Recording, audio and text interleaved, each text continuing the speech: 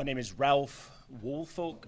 The last name is W-O-O-L, F as in Frank, O-L-K, the homicide commander for the City of Atlanta Police Department. So we are here this morning to provide a significant update pertaining to the 1995 rape and murder of Nicole Smith. We have Nicole Smith's family, who is here with us today, who has been incredibly resilient, persistent, and relentless in working with our detectives in solving what's been a 26-year mystery to this point. Detectives have put forth a substantial amount of work. I think I've spoken previously as to the amount of work that goes into homicide investigations. Just from an evidence perspective, across the nation, about 147 hours goes into just a regular homicide investigative file. So you can imagine in a 26-year investigation as to how that number would be compounded. There are literally boxes and boxes and boxes of data and reports and evidence that has been analyzed as it pertains to this case, and certainly is a testament to the very hard work of some extremely skilled and experienced detectives in the Atlanta Police Department. And you're going to hear from some of them shortly. One of them being Vinny Vasquez, who is still a part of our Atlanta police family as a homicide detective.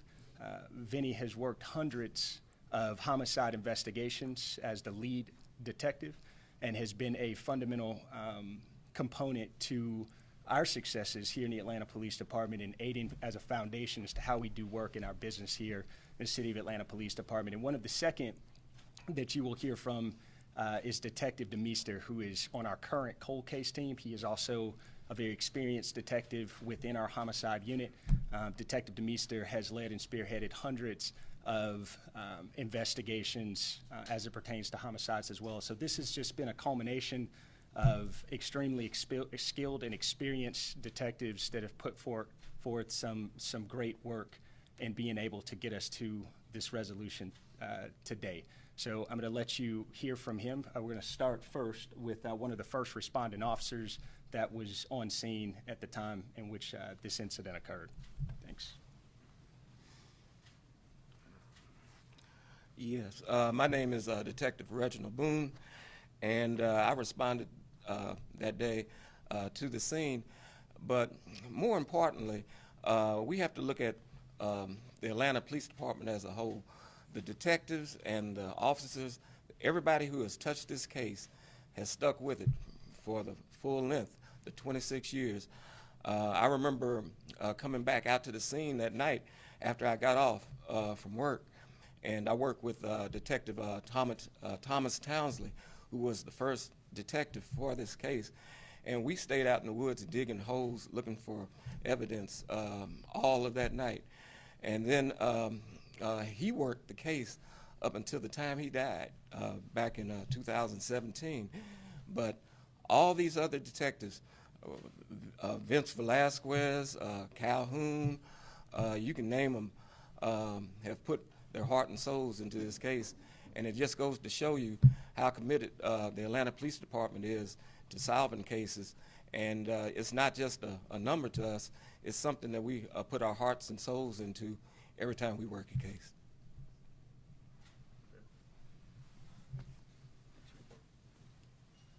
Good morning. Vince Velasquez, retired Atlanta PD. Homicide. I think what would be helpful is to put these cases in perspective, I think, so everybody understands how this began. So June 7th, 1995, Nicole Smith, 14 years old, is walking to school in the morning with her sister, forgets something, turns around to go back home, takes a cut through the woods, and she's confronted by a man in the woods who brutally assaults her, rapes her, and shoots her 2 times in the face and kills her. So this investigation was massive in 1995. The Atlanta Police Department pulled out all stops. They interviewed hundreds of people. They brought 2 recruit classes out to canvass the neighborhood. And they ended up taking blood samples from at least 50 people. There is a DNA profile that was obtained in 1995. So this case went cold, as some cases do. And we're no stranger to that. So in 2002, I reopened this case on my own. I started looking at it to see what I could do to interview people to breathe some life into this case. I was unsuccessful for 2 years. 2004, we get a call. We have a forensic match.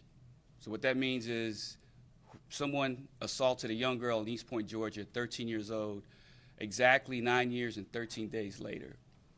As a result of that, another profile was obtained, and we have a forensic match. So that means Nicole's killer was back. So to put in perspective what we did, not just as a unit, but as the DA's office and the Cold Case Squad collectively, we aired this on national TV, America's Most Wanted. We put a billboard up at Greenbrier with the suspect's composite, because this rape victim now could tell us what he looks like. Many of you have seen the composite. Black male, round glasses, gap tooth. So we put a lot of effort into trying to identify this person. My time came to an end in 2017. I was unsuccessful in solving this case. We spent hundreds of thousands of dollars testing DNA, traveled around the country, interviewed hundreds of people. But upon my retirement, I passed this case on to Detective DeMeester, who took my role in the complex cold case squad when I left. I've been in constant contact with him since then. Myself and my team, we took this football as far as downfield as we could. We could not do anything else with it. This guy right here, Scott DeMeester, scored the touchdown. So there's a lot of science, there's a lot of technology involved. I'm going to let him come up and explain that. But if you've ever seen a case that the Atlanta Police Department put any effort into, this was it. This case has not died. As you can see, the family's here. It's a very emotional time for them. But not only were we in constant contact with Nicole's mother, we were also in constant contact with the rape victim. East Point Police are here. They represent that investigation, but we have been working this jointly, East Point and Atlanta PD, since 2004.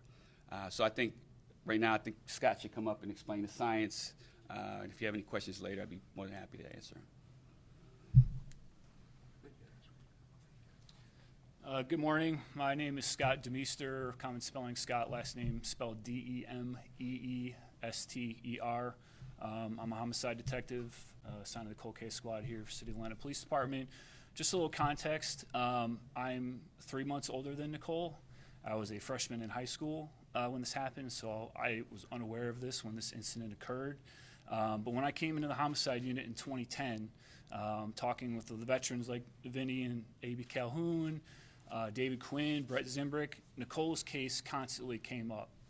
So obviously when Vinny left and all of the seasoned cold case detectives retired and left, I took that torch. I was always looking for new ways, new potential investigative leads.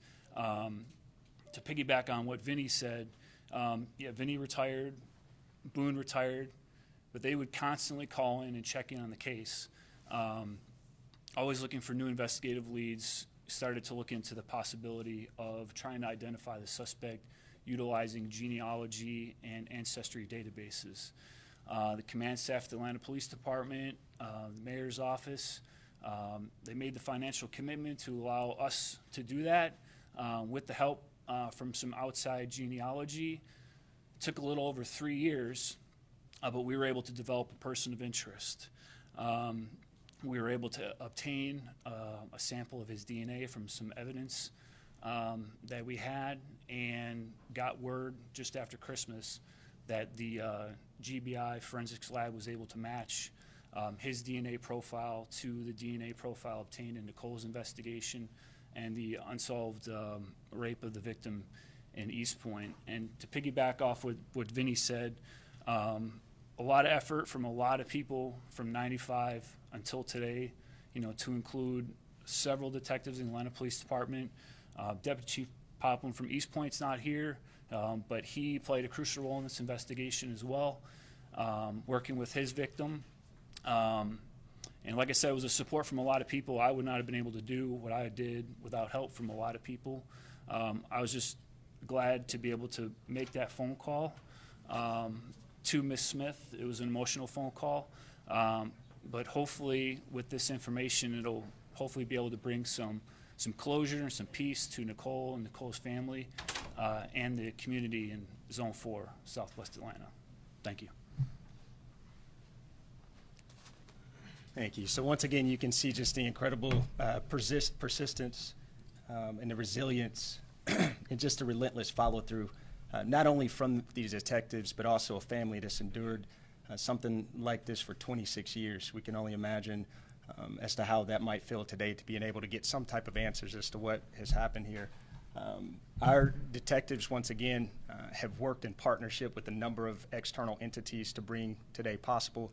This would not have been possible without the collaborative efforts of East Point, without our collaboration and partnership, our current partnership with the District Attorney's Office, as well as some additional external partnerships as well